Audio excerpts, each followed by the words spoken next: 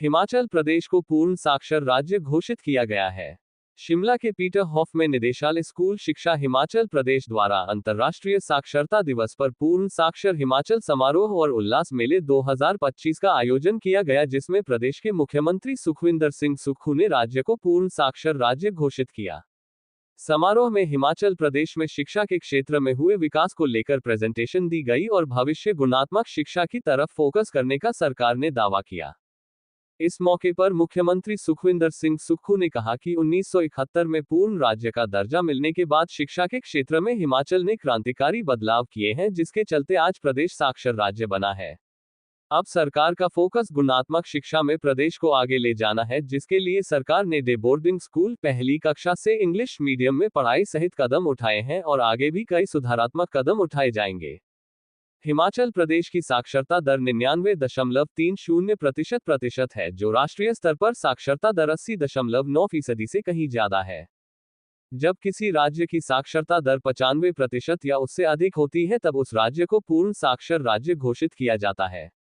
पूर्ण साक्षर राज्य बन चुके मिजोरम, त्रिपुरा और लक्षद्वीप को पीछे छोड़कर हिमाचल प्रदेश साक्षरता में देश में शीर्ष पर पहुंच गया है।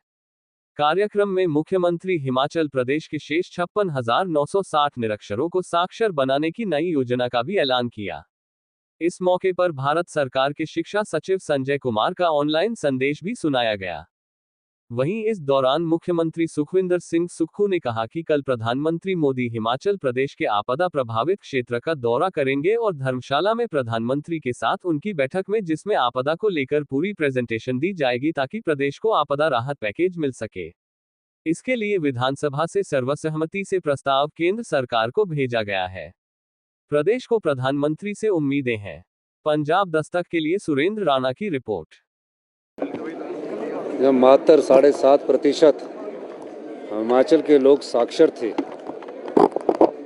और उस साक्षरता को आज पूर्ण साक्षर राज्य के रूप में हमने घोषित किया है।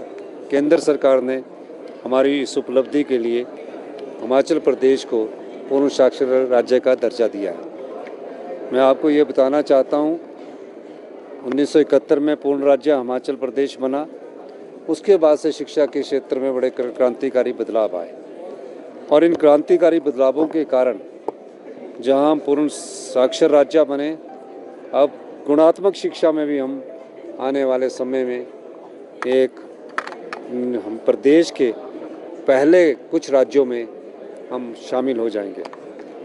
हमारा दृष्टिकोण ये है कि जो भी साक्षरता की दर हमारी बनी है उसमें क्वालिटी को इम्प्रूव किया जाए और हम इस दिशा में आगे बढ़ रहे हैं।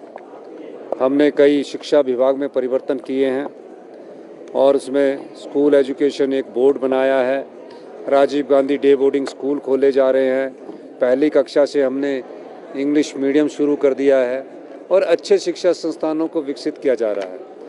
जहां सरकारी स्कूल में पढ़ने वाला बच्चा आत्मविश्वास से परिपूरक हो, इस दृष्टिकोण से शिक्षा नीति में और बदलाव किए जा रहे हैं। शिक्षा मंत्री जी से हमारी कई मुद्दों पर चर्चा हुई है।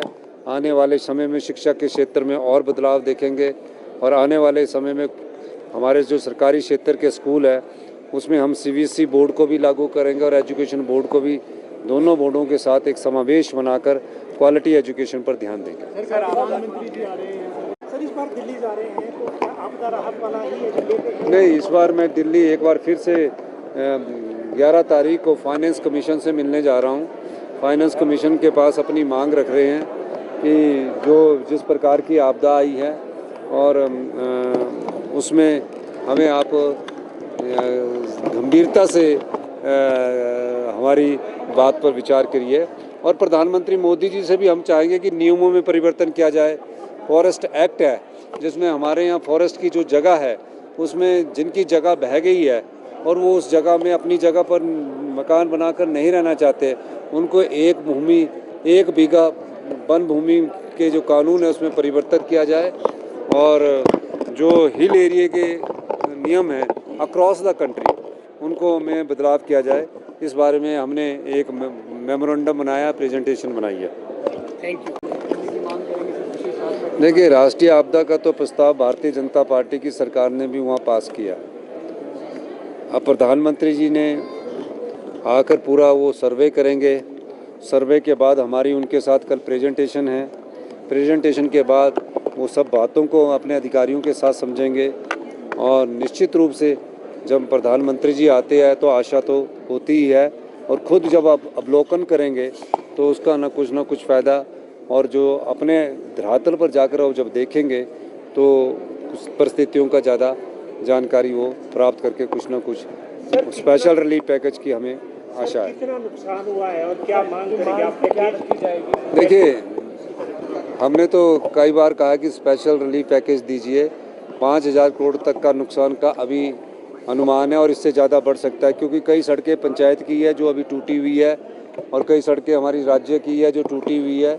तो निश्चित रूप से अभी पानी की योजनाएं हैं, जो पावर प्रोजेक्ट है वो पानी में डूब चुके हैं, सिंचाई की योजनाएं हैं, पीने की पानी की योजनाएं हैं।